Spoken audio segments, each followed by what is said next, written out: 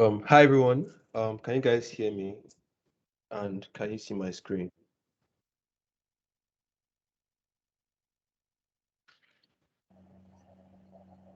Yeah, I Yes, can we hear you and I can. can see your skin Okay, screen. fine.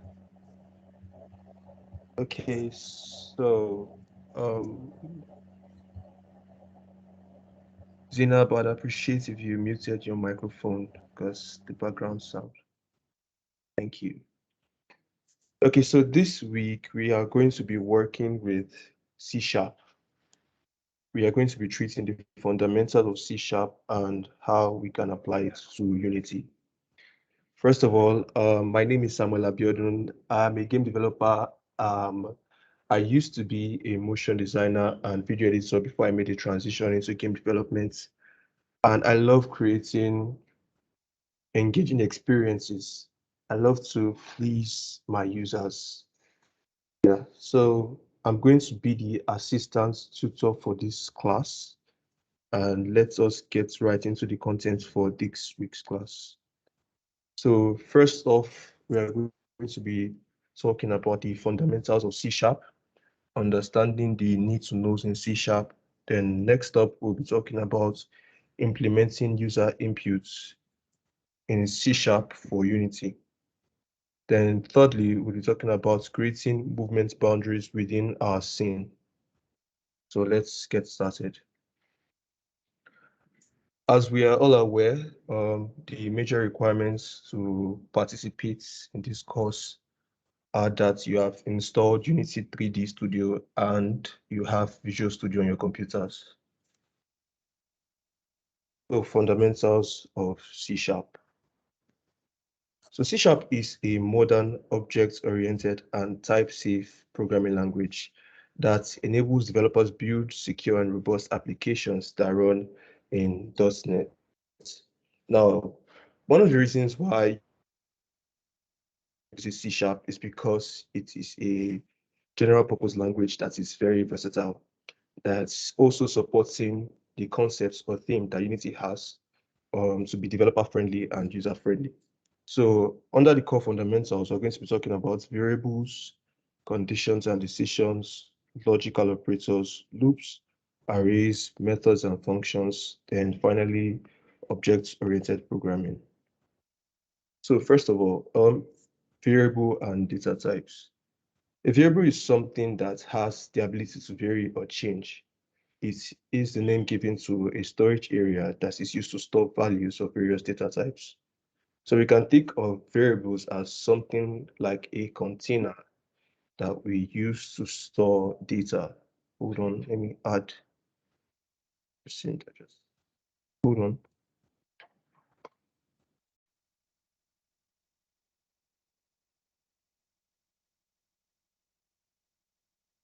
Okay. Okay, let's continue. So yeah, variable is something used to store data inside. It is a container. But what you put in the container can be changed and updated. Now let us talk about the common data types we'll be working with in Unity.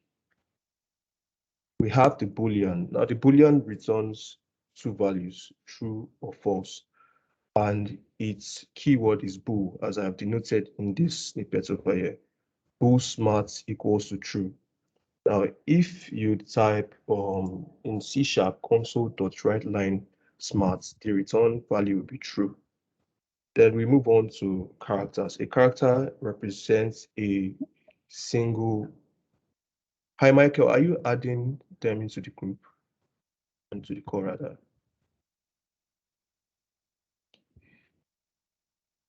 Okay, hold on. I want to add these guys into the call. Hi, can you mute your microphone?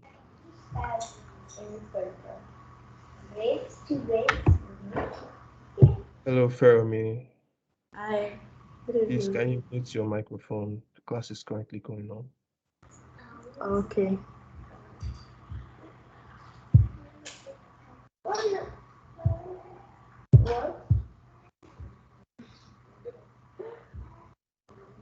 Okay, so we would move on to strings. Strings contain alphanumeric characters, and we put them in the double apostrophe. Yeah. So if you've noticed something, our naming convention for these variables, we use the camel case. That is, the first word starts in small caps, then the next words that precede it start in capitals. So next up on the data type, we have integers. Integers are used to represent whole numbers that could be negative, zero, or positive. Then finally, the most common we'll be working with in Unity are floats. Floats are used to denote decimals that are up to 7 significant figures. Now, constant is a type of variable that doesn't change, and it is denoted by const. So we assigned and initialized the variables earlier. They can be changed later in the script. But if you want a variable to remain unchangeable, then you create a constant with the keyword const. Now let's talk about conditions and decisions. Now this type of statements are used to determine one or more conditions checked by the program at runtime. So we have three types. We have the if statements, the else if statements, and the else statements. Now for the if statement, this is a decision-making statement that guides a program to make decisions based on a specified criteria. So let us look at a snippet. For example, I have declared a variable x and y, which are integers, and I have attached a condition to the statement below. That is, if x is greater than y, if the condition x is greater than y is true, then you are telling C# to execute the code console.writeLine x is greater than y. That is to print that x is greater than y. So if x is greater than y per se, and we have something like x is 16. 16 is not greater than y, so the code inside the curly braces will not run. Now, the next type of statement is an else if statement. Else if is a conditional statement performed after an if statement. If the if statement is false, then the else if statement runs and performs a function. So basically, this is just saying that if the condition in the if statement is not met, then there is another statement to run. Yeah. So in this case, we have int time equals to 20. And in the condition, the if statement says time is less than 18, but 20 is not less than 18. So C# is going to skip this line of code in the parentheses and go directly to the else statement. Therefore, if time is less than 18, that is 20 is not less than 18 is false, then you are going to print good evening. If it is true, the else statement will not run. Finally, we have the else statement. And else statement is an alternative. Oh, I'm sorry, I made a mistake there. Yeah, I explained else statement. So the else if is a conditional statement that's performed after an if statement. If the if statement is false, the else if statement runs and performs a function. So the else if it is more like another statement to be checked directly after the if statement. So here we have integer time, our variable time is equal to 22. If time is less than 10, that is 22 less than 10, C# will print good morning. But in this case, that is false. So it goes on to check the condition in the else if statement. So we ask else if time less than 20, 22 is not also less than 20. So it goes to the final statement, which is the else statement here, and writes good evening. But in a situation where we have time is equals to 18, for the if statement, time is less than 10. That is false. So it skips and goes directly to the else if statement, where 18 is less than 20 is true. Then C# prints good day. So next up, we have operators. I've listed the 5 types of operators we'll majorly be working with, and they are the addition, subtraction, multiplication, division, add modulus. These are basic mathematical functions we should be aware of. So the first one is the addition operator. It adds two values. As you've seen in the example beside, we have a equals to b and a equals to 6 rather, and b equals to 3. So if we were to put this in code, we'd have to declare these variables as int a equals to 6 and int b equals to 3. So we say console.writeLine a plus b and print. That value will give us 9. It's basic mathematical operations. Same applies to subtraction. Subtraction says a minus b, that's 6 minus 3 equals to 3. And for the multiplication function, it multiplies the two values, which is 6 multiplied by 3 equals to 18. And division divides one value by another, as a divided by b, 6 divided by 3 equals to 2. For the modulus operator, it divides one value by another, then prints the remainder. So if we had 6 modulus 3, 6 divided by 3 is 2. There is no remainder, so that value would return 0. Then we move on to arithmetic operators. We have the equal to, greater than, less than, greater than or equal to, less than or equal to, and the not equal to. So the reason we use double equal to sign here is because in C#, the equal to is used to assign something else something. That is, as you say, int x equals to 10, as an example. The equals to sign is used to assign 10 to that variable x. That is why we use the double equals to. Now, I've given an example here. If a equals to 6 and b equals to 3, we're checking if a equals to b, we return false because 6 is not equal to 3. For the greater than b, we return true because 6 is greater than 3. Less than, we return false because 6 is not less than 3. And the greater than or equal to, we check if a is greater than or equals to b. Now, a is greater than, but it is not equals to, but it says greater than or equals to, so that returns true. Now, less than or equals to checks if a is less than or equals to b. 6 is not less than b, and it is not less than 3, so that returns false. Now, the exclamation point before anything denotes not. So before the equal to sign, it says not equal to. A is not equal to B. 6 is not equal to B. And that value will return true. So finally, we have logic operators. Now, we're going to be working majorly with this later on in this class when we're working with user inputs. Now, the logical and checks if both statements, that is, both values given are true. If both values given are true, then C# will run the code, or it will return a true value type. The or statements check if one of those values is true. That is, if one of those values are true, C# will run the code. While the logical not, it is the reverse of a logical state. So, okay, if you say, let us set up an instance or a condition where we say if 2 is not greater than 3, then execute this code. That is where the logical not statement comes in. Later, we'll be working with snippets so I can better explain these theories. Then finally, we have a loop. Now, a loop is relatable to a conditional statement. Now, a loop is a concept used in almost all programming languages for executing a single statement or collection of statements several times. That is the actual word loop, depending on the condition. Now, we have two types of loops.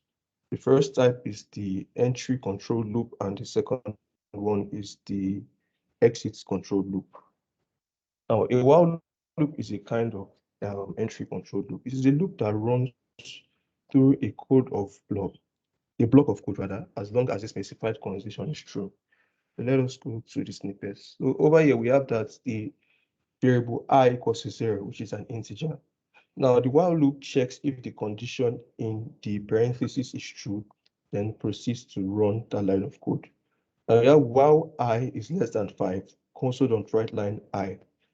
So if we did not add this increment value over here, would have an infinite value because 0 is always less than 5. So the loop will continue to keep running without the infinite value. Now, the increment value adds a value of 1 to your variable. So here it starts from 0, then goes to 1, 2, 3, and 4. So it stops at 4 because 4 is the max, the highest value you can reach to, that is less than 5. We go on to for loops. The for loop executes a block of statements repeatedly until the specified condition returns false. It is an entry control loop as well. Now, this is what a for loop is. In the parentheses, we can see int I equals to 0, then semicolon I less than 5, and semicolon I plus plus, that's the increment. Now, the int I is a variable where the loop starts. That is why declaring the variable as similar to the while loop here, where we said int I equals to 0. So that is where we declare the variable as soon as the loop starts. Now, the I less than 5 is a condition we're going to be working with. Now, if this condition is true, the loop will start over again. And if the condition is false, the loop ends there. Similar to the while loop over here, which we have I less than 5. Now, finally, we have the increment. This is so we can have a feasible value. If the increment is not there, we have an infinite value at 0, always be less than 5. Finally, we have do while loops. Oh, hi guys, sorry, am I going too fast? Hello, am I going too fast? No, you're not. You're not. You're going fine. Okay. You're going too fast for me.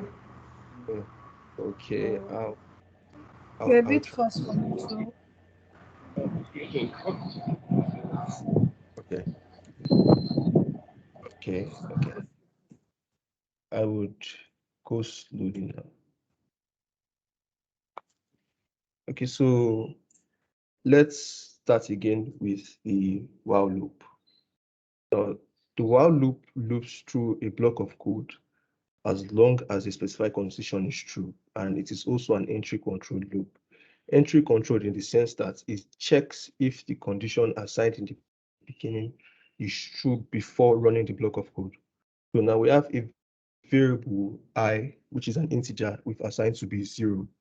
Now the while loop checks if I is less than 5. If that condition is true, then it proceeds to execute, it proceeds to execute the block of code in the curly braces. So here we have console.writeLine I with the increment of I. And I said we added the increments because if we did not, we would not have a definitive value. Okay, hold on while I open Visual Studio so I can give a representation of what I mean.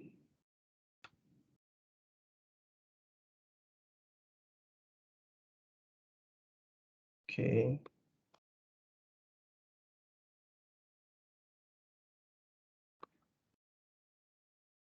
Okay, so for the while loop, hold on, sorry, let me display my entire screen.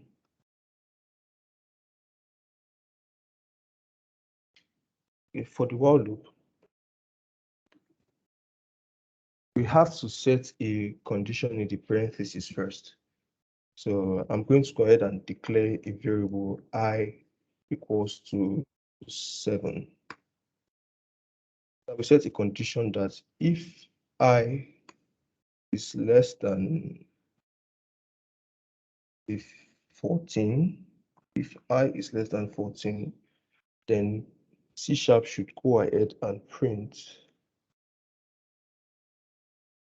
I. So if we were to run this directly, this would be our result.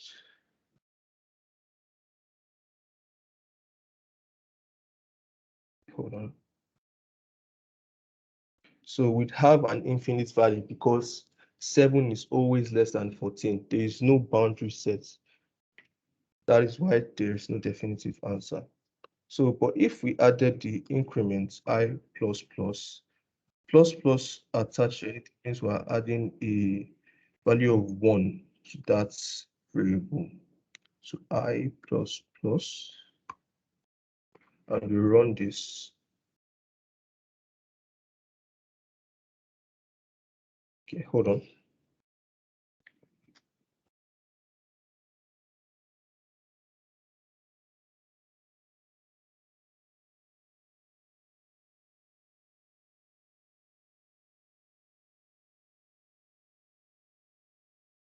And we run this 7 less than 14 and the increment of 7. So we have 7, 8, 9, 10, 11, 12, and 13. That is the while loop in brief. Now we can move on to the for loop. Now it says, definition, the for loop executes a block of statements repeatedly until the specified condition returns false, and it is an entry control loop. This is basically the while loop, but in a shortened form. So let us use for. Now, the first part is the integer. We don't need this one here. The variable to be declared is the first part. That is, we have to declare a variable as soon as the loop starts. So let's say int I equals to 7, same as the while loop. The second defines the condition for the loop. This is the condition to be checked before the loop is gone through, before the code in the loop is executed. So I less than 14. Now, the final part is the increments that increases the value as soon as the loop has been executed. So we need this increment so we don't get an infinite value. And we give C# the instruction to print this when, to print I when the condition is I is less than 14 and I is equals to 7. So let's run this and we should get a similar solution to the previous one.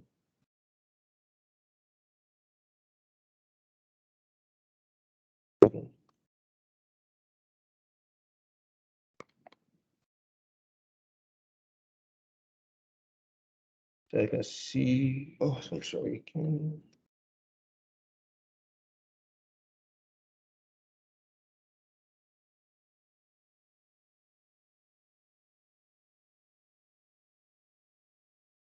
So as you can see,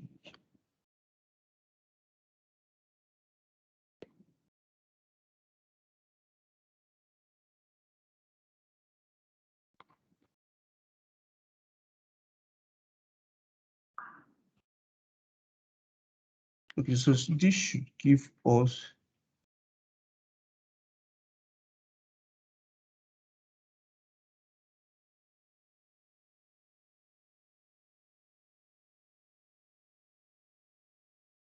okay, hold on.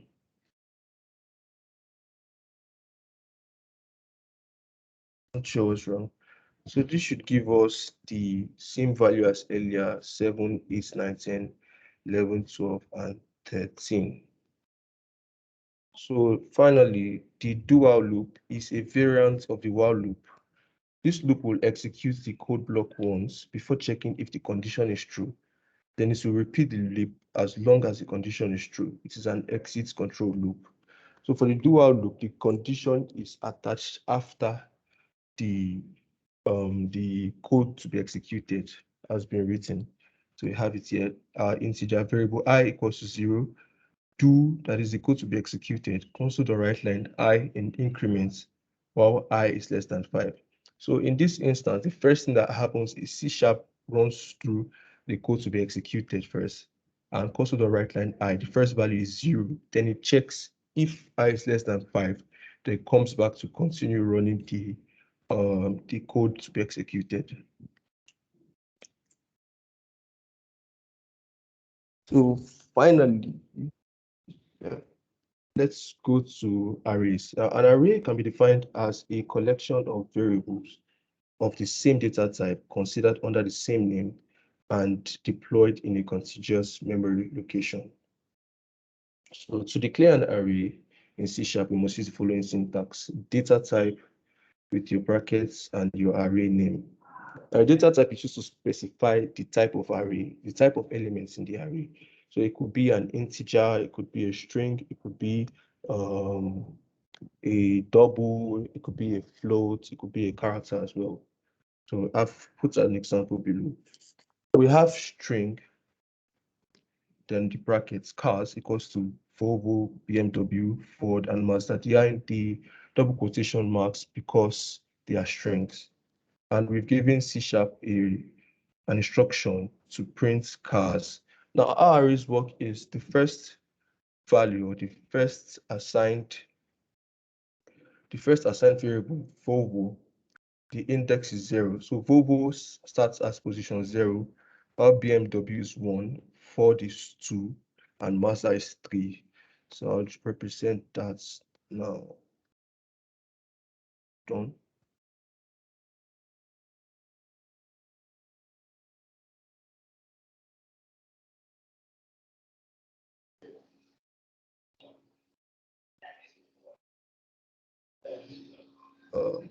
So let's go ahead and create an array.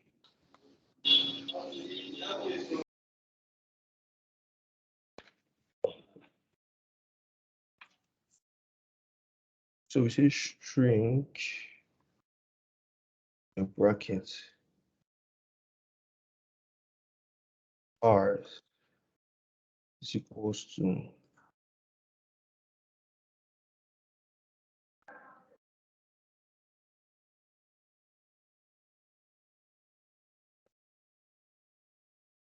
Volvo,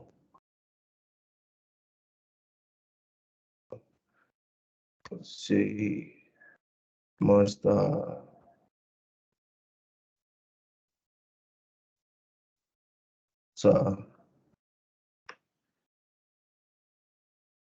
and finally, let's see what to the car. Okay, we can say Ford.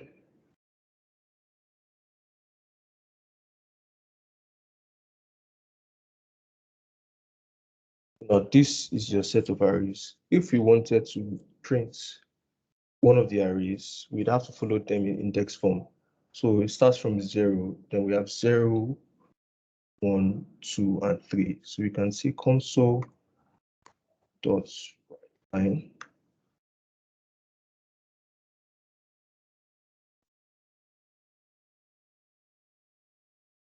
cars.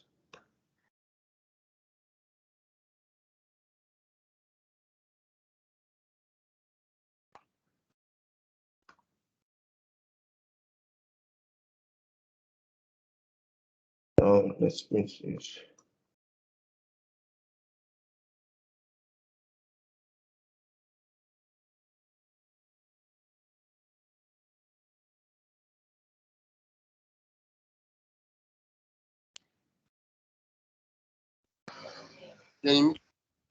Oh, sorry. So if we were to run this,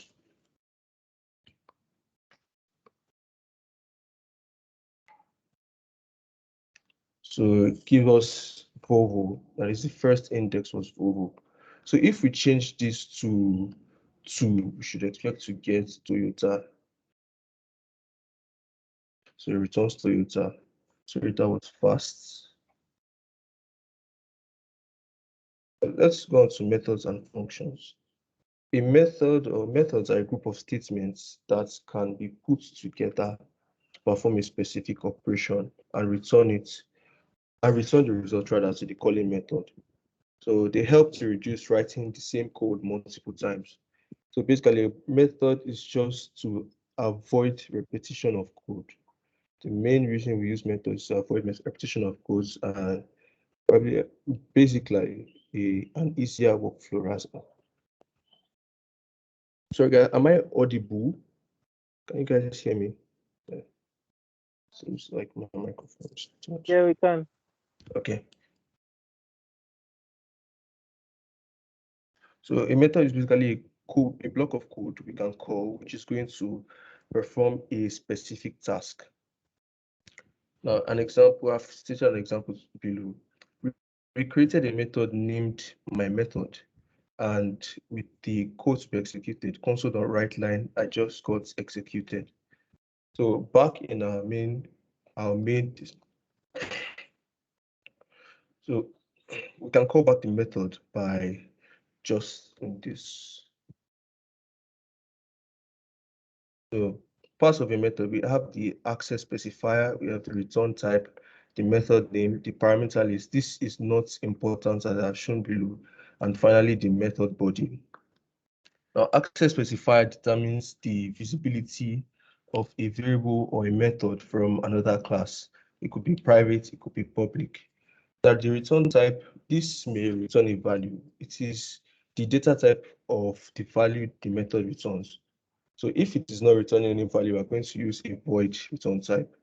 Then finally, the method name is a unique identifier and it is case sensitive. We use Pascal case as I have shown here with the method name my method. The parameters is information that can be passed into the method as parameters. They act as variables inside the method and they are optional. That is, a method can contain no parameters. And finally, the method body, that is the set of instructions to be executed. So we are going into object-oriented programming. Object-oriented programming is about creating objects that contain both data and methods. There are several advantages to using object-oriented programming.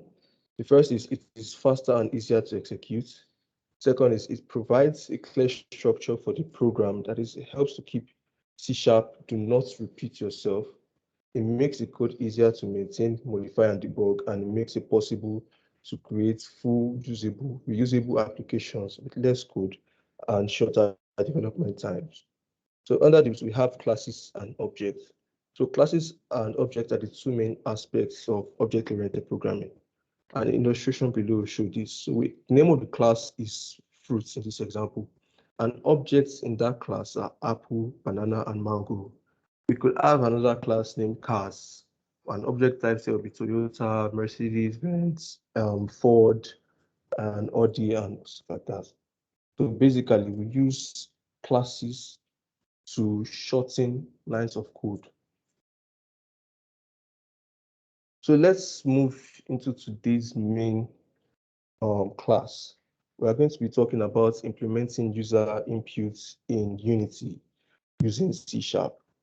Now, Unity allows us to use C# to get inputs directly from the user. We have to acknowledge these inputs that will be taken into. This is very important in cases where we should be working with key or touch inputs. Note, we should know that implementing user input on mobile is very different from implementing it on a PC or console. So for our next project, we're going to be working with a top-down 2D shooter game, and I have already provided all the sprites and sound effects, everything we'll use later on in the class. So let's open Unity. So the first thing you're going to do is open Unity Hub. Then you're going to create a new project. I assume we're all using the 2020 edition. And we create a 2D project and we name it. So I have already created one, so we don't take time of waiting for it to open.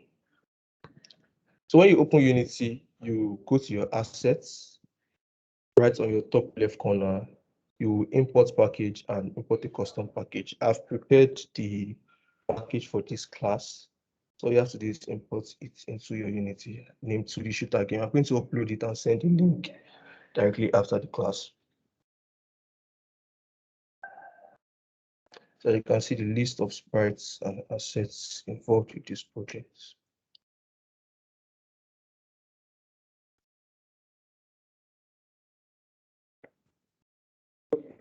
Let's go on and open this scene.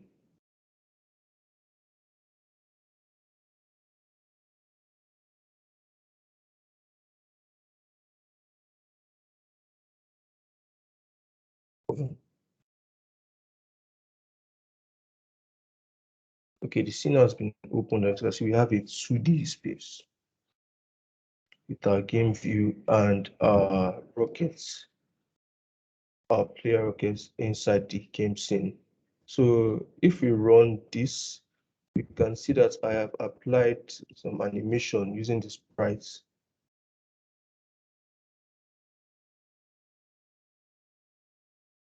Hold on.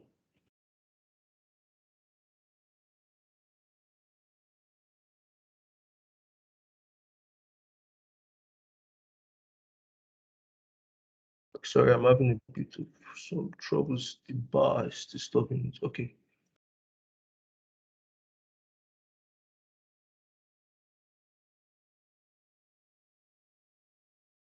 So as you can see, it looks like I have applied some animation to it. Now, an easy way you could do this is to open your sprites folder. I've provided all the rocket sprites we used. Go to spaceships, we open it, and we select the entire set. So we start with this one first, this and this. Then we paste it into our hierarchy. Then it creates a pop-up for you to save the animation. So I've created an animation folder as well. So we can do it to assets, animations, and we can name this red.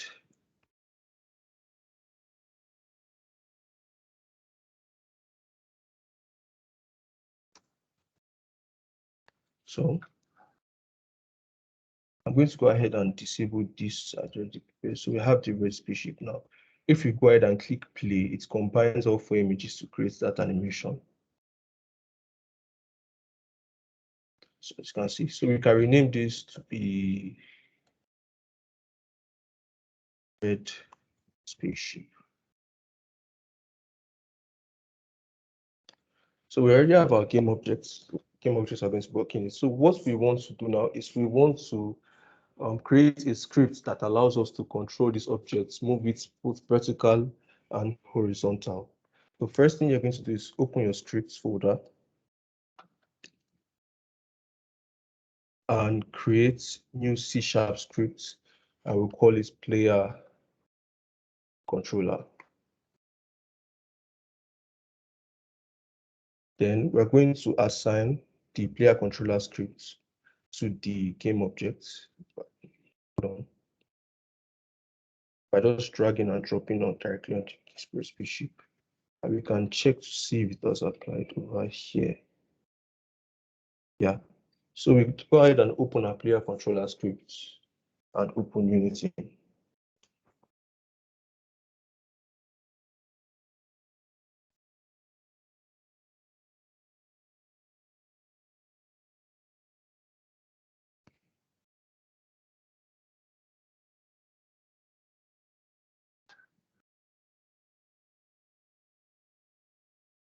Okay, we have our script here.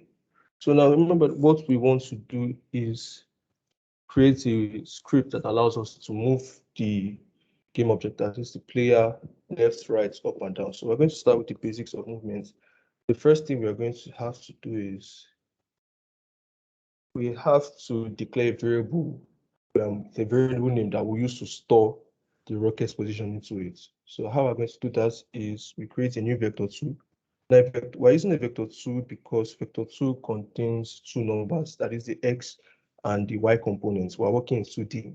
If we were working in 3D, we'd use a vector3 instead because we'd have to take the z component into account. So I'm going to name a new variable vector2 and call it position to transform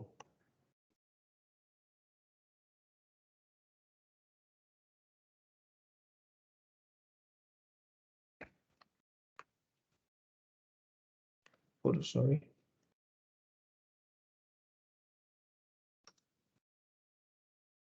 Dot position to transform dot position. It's exactly the error here.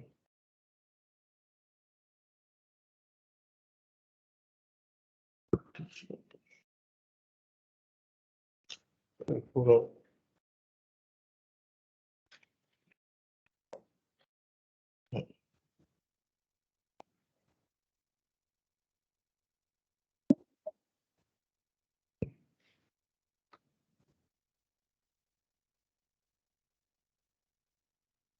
Just to transform the position. This work. Then Let us imagine this. A field initializer cannot use the reference for the field method to transform.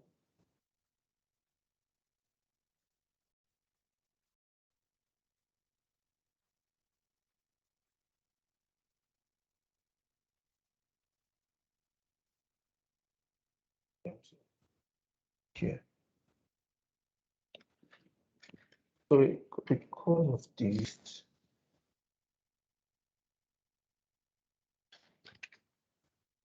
not sure what's wrong. Superposition. So let's read this.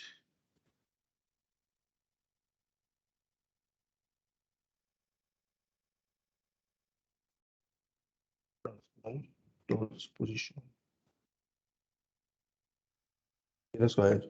We've created a variable position, a vector 2, to store the current position of the game object.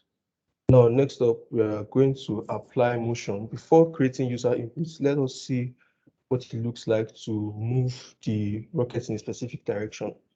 So we're going to use the position dot. Now, dot is used to access things contained rather in something else. So the position is contained in the transform component, and here x is based in the position. That is, we created a vector so that has x and y. So a position. So let's do something and see how it moves Unity. We want to move this body right, not based on input, just randomly. So we're going to create a new position dot x plus 0.1 f. If we use plus, we are moving the body to the right, and as we said, position of x on the x-axis. Then after this, we have to store the new position in a new transform. So we're going to transform into transform components rather than a new transform. So I'm going to transform plus position equals to position. Let's go ahead and save the script and see what we get in Unity.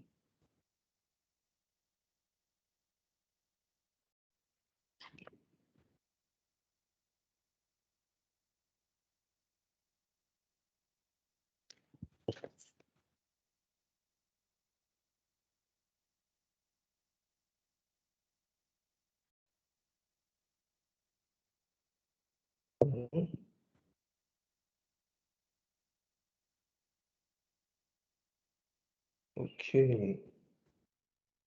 As you can see, the body moved. Okay. We saw that the body moved immediately out of screen because we just kept on applying we kept on moving the body to the right 0.1 units after every update. Okay. So now we want to take into account the axis we'll be trying to move on. Now, a way you can check out all the list of axes you can use is if you go to your edits, then your preferences, and you search for input.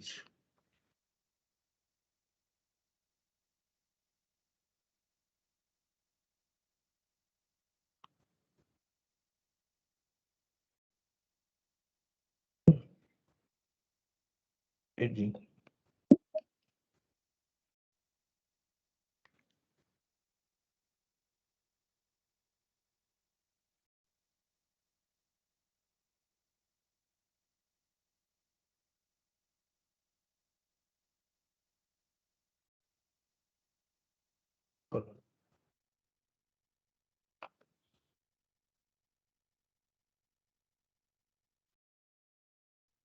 Okay, so basically we'll be working with the vertical and horizontal inputs. Inputs, Unity stores these input values.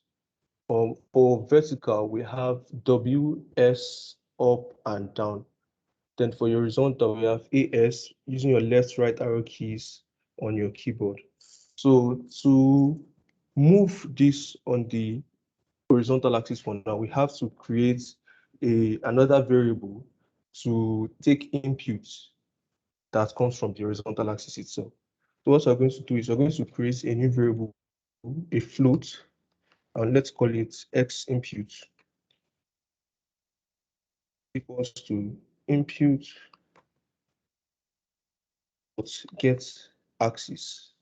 Now in this situation, we can choose to use the get axis or get axis row functions. The difference is if you use get axis row, we are going to be working with values between 0 to 1 and 0 and -1. Yeah.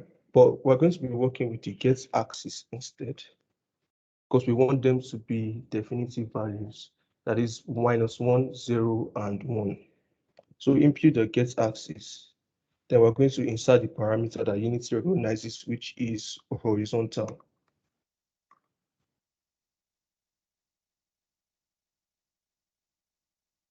Then, so let us apply this on the horizontal axis.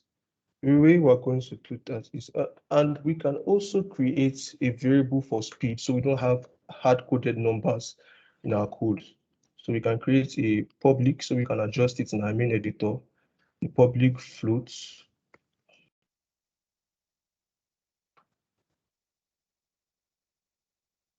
Public float speed to 4.0. Now, so we can edit it later.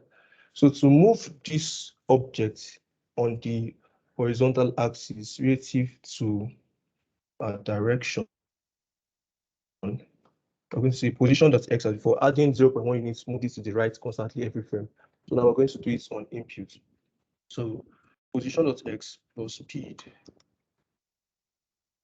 in the variable we just created, multiplied by your x impute. If we clicked on the left arrow mouse button or the A, we're going to get a negative function. As I said earlier, if your position component, if you are moving on the horizontal axis with a negative value, it moves left. So that's why it is able to recognize if you're using left or right. So if you click right, you're going to give a value of +1 and moving that to the right. If you click left, you're going to give a value of -1. So x changes in this instance. So x impute multiplied by your speed, so you can have motion. Then we use a time.delta time because if you do not, Unity keeps updating according to the frame rate of the device you're working on. So we want to keep it in a constant state. So that's why we're going to add time.delta time. So let's go ahead and test our code to see if it responds to movements impute on the x-axis.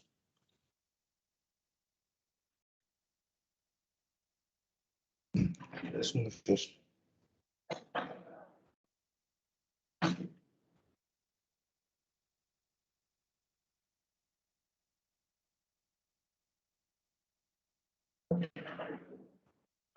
You can see it responds to input on the x-axis. I'm clicking the left and right arrow keys now to move this.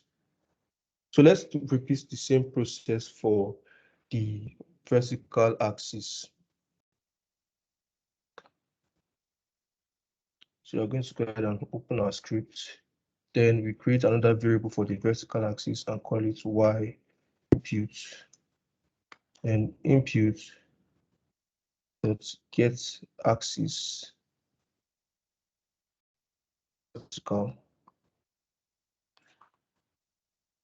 So this will take into impute W S up arrow button, down arrow button. Then we update the position on the y-axis. So it's position dot y is equals to position dot y plus your speed multiplied by y input then times time dot delta time. So I made a mistake here. I added speed twice, but that's why it was very fast. By time dot delta time. Now I've created a system to take inputs from the vertical and horizontal axis. So let's check it out in Unity.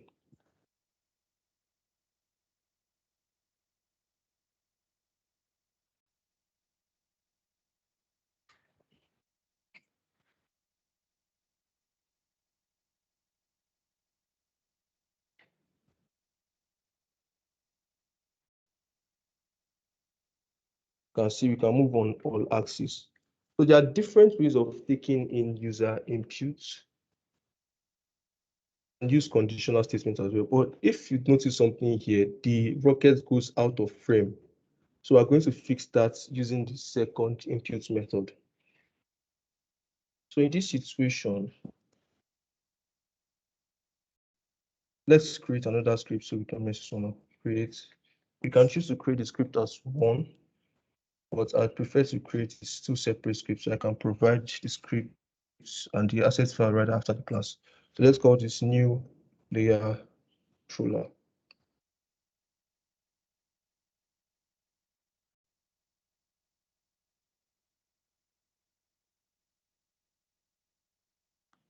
Okay.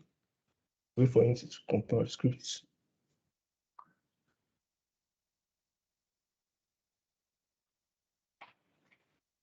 Hold on.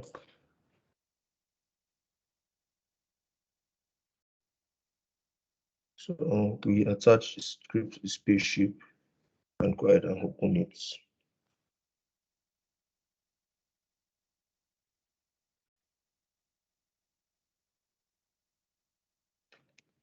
So for this, we're going to be using conditional statement. That is, if, else. We're going to just be using the if statements for this one. So first thing we want to do is create the variable name vector2. Vector2 dot position equals to transform dot position.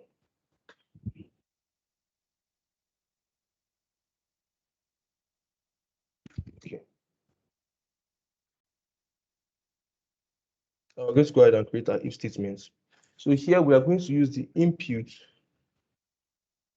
of get key to get our key from our keyboard buttons. So we're going to use the key code, but as you can see a list of possible key codes to use from our keyboard. Well, we want to start working on the vertical, so we see W, close curly braces. So in this case, we want to say if the input code is W, or the input cosine is the W key, then we say position, new position dot Y is equals to position dot Y multiplied by your speed. Let's create a variable for the speed. So I didn't do that earlier. So we create a public variables, a public float speed equals to 4.0 f. So multiplied by your speed and finally multiplied by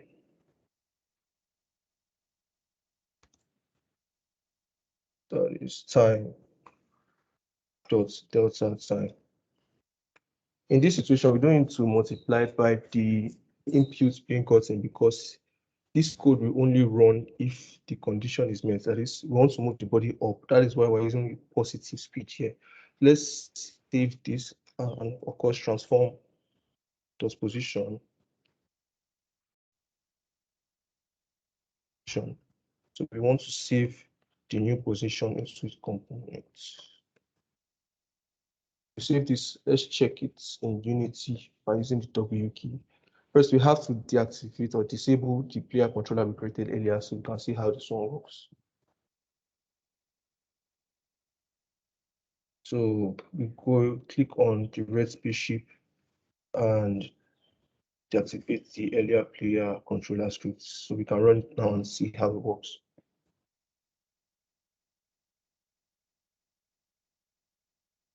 So as you press W, okay, something is up. Hold on. Input plus get key code plus get key keyboard of position of Y. Okay. Also position dot y plus speed. See if it works now.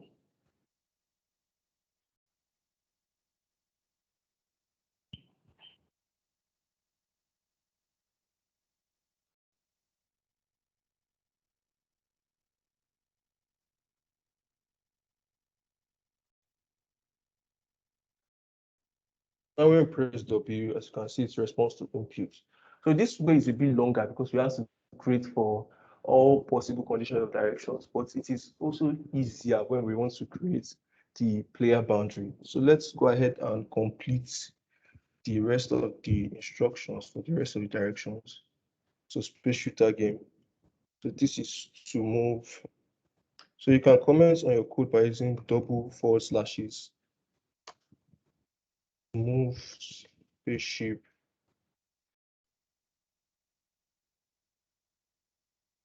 So create an input method for down.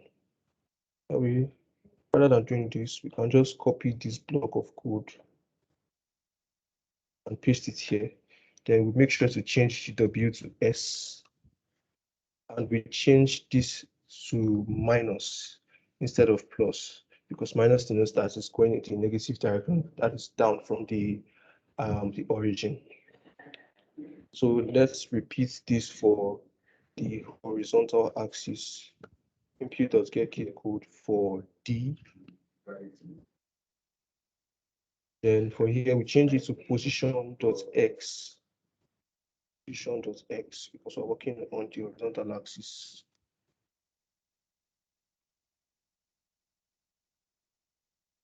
Multiply by time.delta time. Then finally, for the input functions to the left,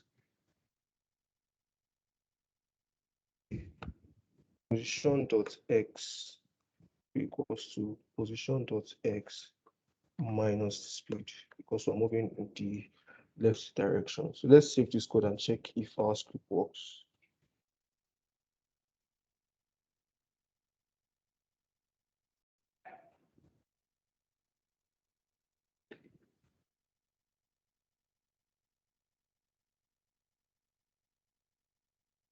Okay, hold on.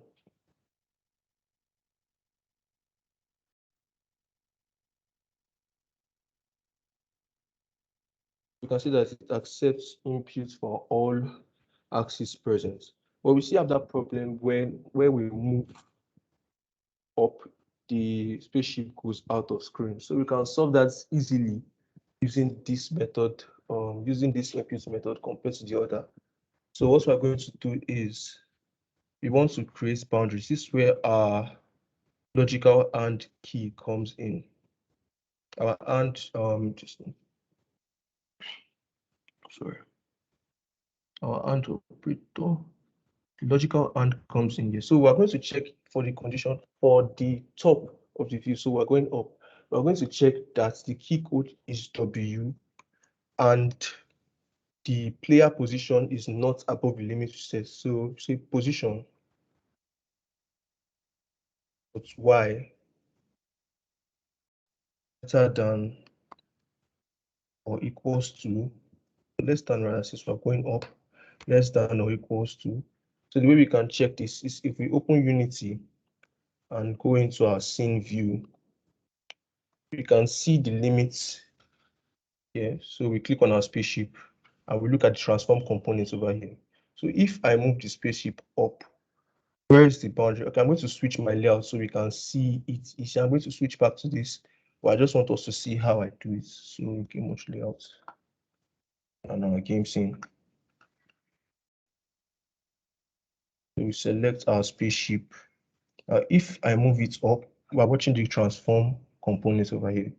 If I move it up, we can see that we want it to reach this value when y is equals to 2.91. When y is equals to 2.91. So that is the boundary condition we're going to set. I'll go back into Visual Studio. 2.91. Let's note it down. So we're going to check for this, and position.y is less than 2.91 f. So let's save this and check if our code runs.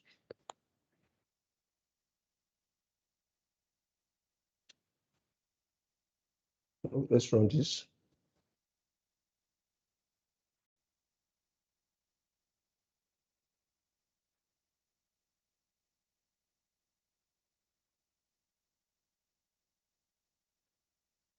You can see it stops moving when it gets that boundary because of the limit you set. So the AND operator will check if the input key is W and if it is not exceeding that boundary before it executes the line of code.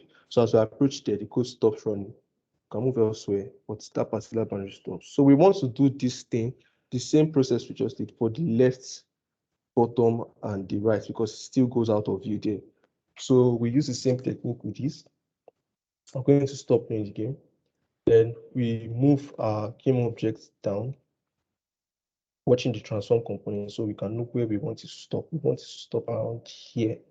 Yes. Okay, hold on. Yes, fine. So this is about minus 2.96.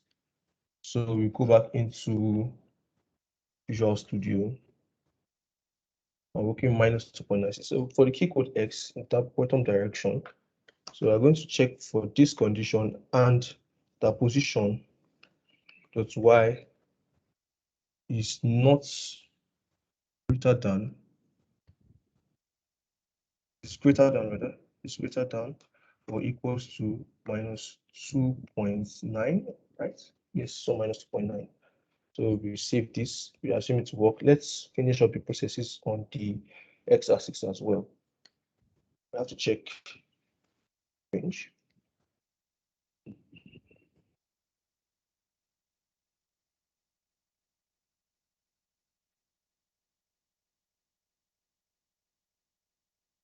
Okay, so let's check if our limits on the x-axis works.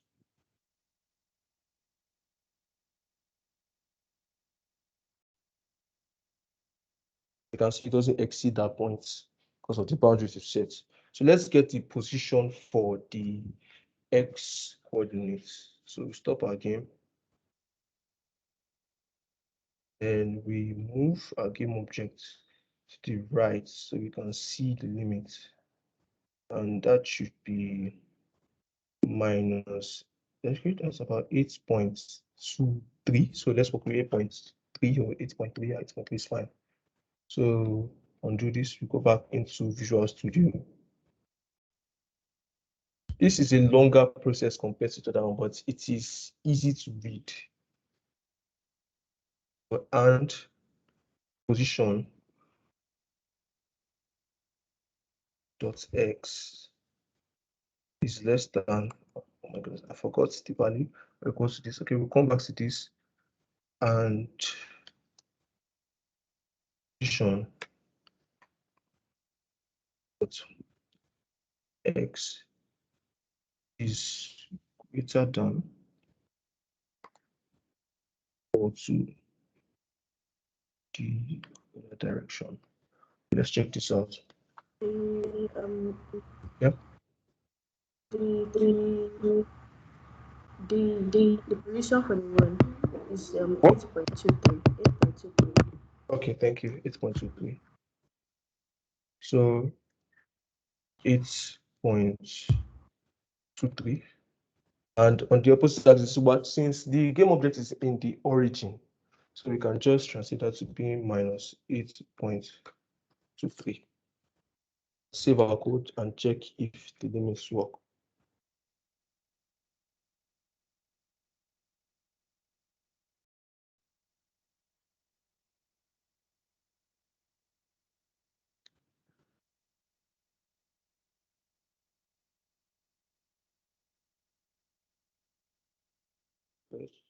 Limits of top works, left works, bottom works, and the right works. Now we've kept our gaming frame.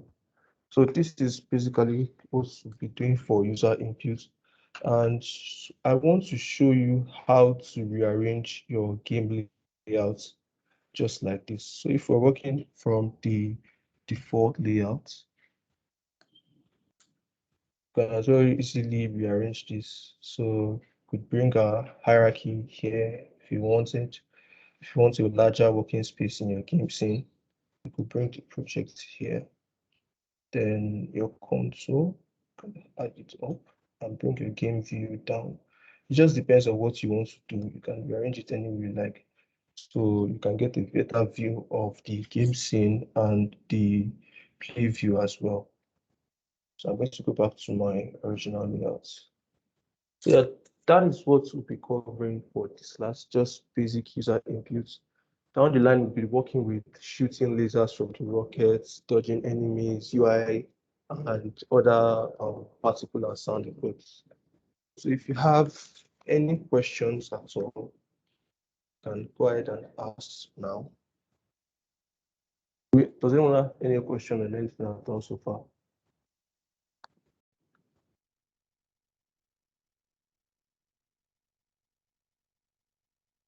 Okay, I can see that there are no questions. Okay, so I'm going to send the files for the class. I'm going to send my own scripts, and I am also going to attach an assignment, all in the link. The assignment is to be submitted by Monday midnight, yes. And for the last assignments, we noticed that only one person submitted. So I think Michael will handle that. Yeah, Michael, are you here? Michael? Okay, since Michael is not here. So since there are no questions at all, I'd say we call it a day. Let's go through Unity so I can show you a few stuff. So we go back to our original view. In the folder, if you like to work with different spaceships or a different animation entirely, I've created all the sprites and put them in the folder. You can go through it here. We're going to be working with the rest of this later, not now. The spaceships are here. So a repetition of what I did earlier. If you want to create a new spaceship, all you need to do is select the complete set, paste them in your hierarchy, then it takes you here, you add to the animation folder, and you call it whatever you want. So I'll call it some ship. Yeah, you have your new spaceship and you can rename and do whatever you want to with it. So down the line, we're going to be using some of the spaceships here for enemy ships and to complete our game. So next week, syllabus, we're going to be covering particle effects and basic UI for the game and seeing if we can possibly finish the game during the next class. So if there are still no questions or anything to say, I think we should call it a day.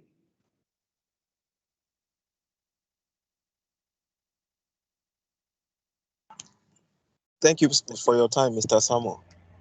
Excuse me. Okay.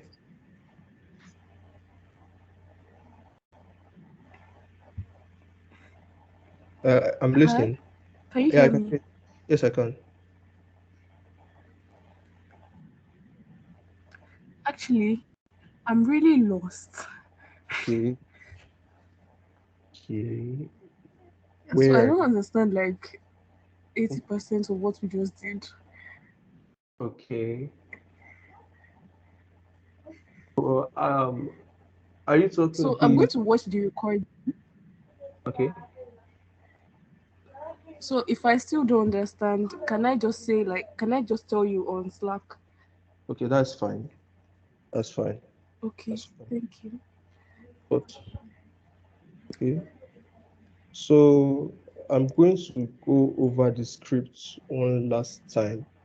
First of all, we're going to start with the earlier scripts we created.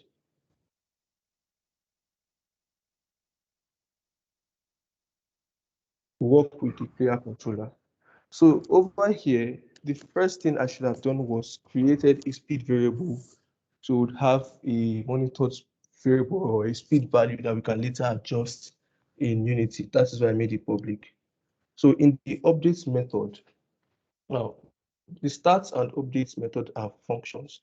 The update method runs every frame, while the start method function rather starts or runs immediately after the game is started. So in the update method, we wanted to create a variable for the X and Y components for the spaceship, the game objects. So that way we created a vector 2 and we named it position. and we stored the current game object's position inside that variable. So vector 2 position equals to transform the position. And as I said earlier, the equals to sign is to assign the value on the right-hand side to the left-hand side. So we're assigning or storing the position from the transform components into the variable. So next up, we want to get the inputs on both vertical and horizontal axis. As I said, Unity has a list of recognized inputs. That is the parameter which inserts into this parentheses, the parameter to be inserted into the parentheses. So for your horizontal movements, whether you be using buttons or left and right arrow key, W or S, A or D. For horizontal, we're going to be working with A or D. So that's why it's named horizontal. And you have to be exact when you're naming the parameter. So Unity recognizes it. So here we used a get axis because we wanted to get values of -1, 0, and 1. Yeah, we wanted to get values of -1, 0, or 1 directly. Then we took that from the dot shows that something is an element of something. So the get axis is present in the input method. So we got that axis and stored it into the variable called x input. We say float. So for that, we considered the x components for the position variable we created earlier, and we wanted to move it to the right or left. It moves to the right if the value of speed here is positive, and it moves to the left if the value of speed here is negative. So per input, that value is decided if we click the left arrow key or A over here, because of the horizontal parameter, it's going to return minus value. Or if we click the D or the right arrow key, we're going to get a positive value. So we use time.dataTime because Unity, C# rather, it's the update method or the update function runs the code after every frame. So we don't want a condition where we have a jittery look on some displays while it's smoother on some. So we want to generalize it. We want to make it a constant experience on every possible display we get. That's why we use a time.dataTime. Another way to do this is if we were working with physics, instead of using the update function, we would have used a fixed update instead. But we are not working with physics, so we use time.dataTime. So we repeated this process for the y-axis, and we later stored the new position we got into the transform position so you can update after this frame. That's how we're able to get movements here. But the only situation or issue we had with this was that the movement was coming outside, the rocket rather was coming outside the boundary. So if you pressed your, let me demonstrate. If you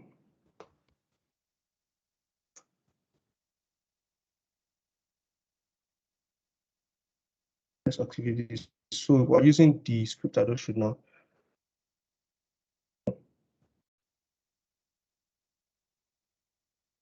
So if we press this, we could go out of screen and we wouldn't see our rocket taking. So we wanted to limit that. And the easiest way we could limit that was using the if statements. So we'll move into the second script now. So now what this does is we want to assign a key code.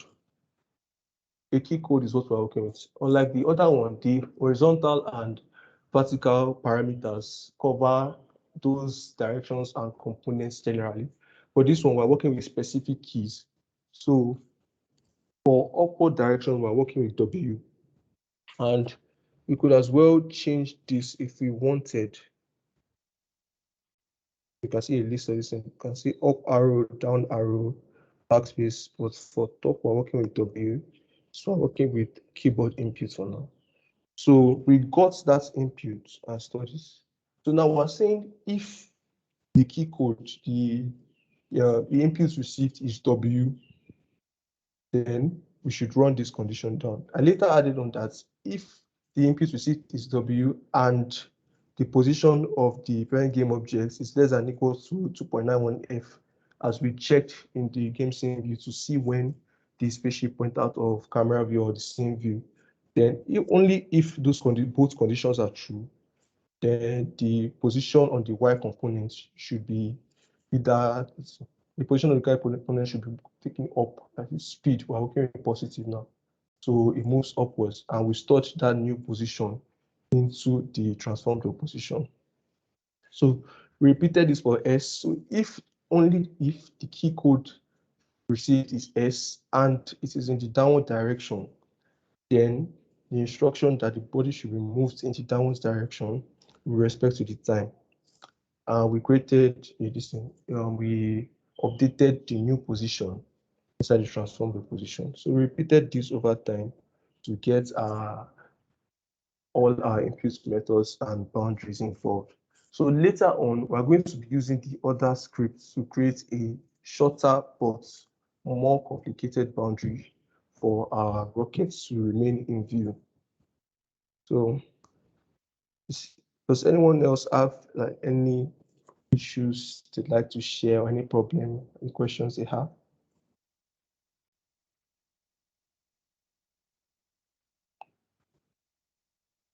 Okay, I assume we do not.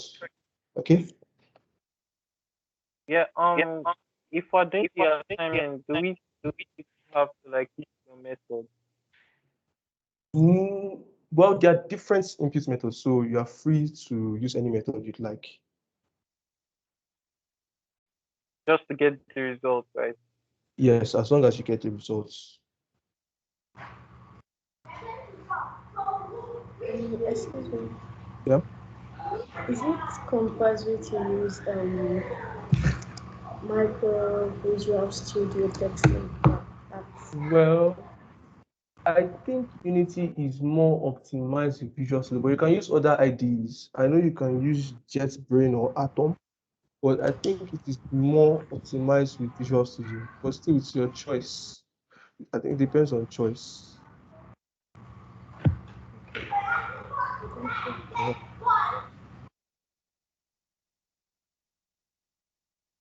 So do we have any other questions?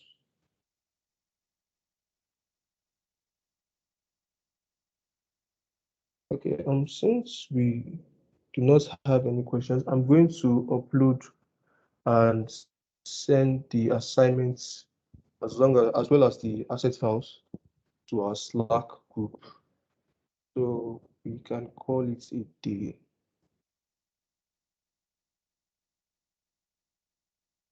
Yeah, that's fine. Okay. Okay, I'll see you guys in the next class. Yeah, thank you. Okay.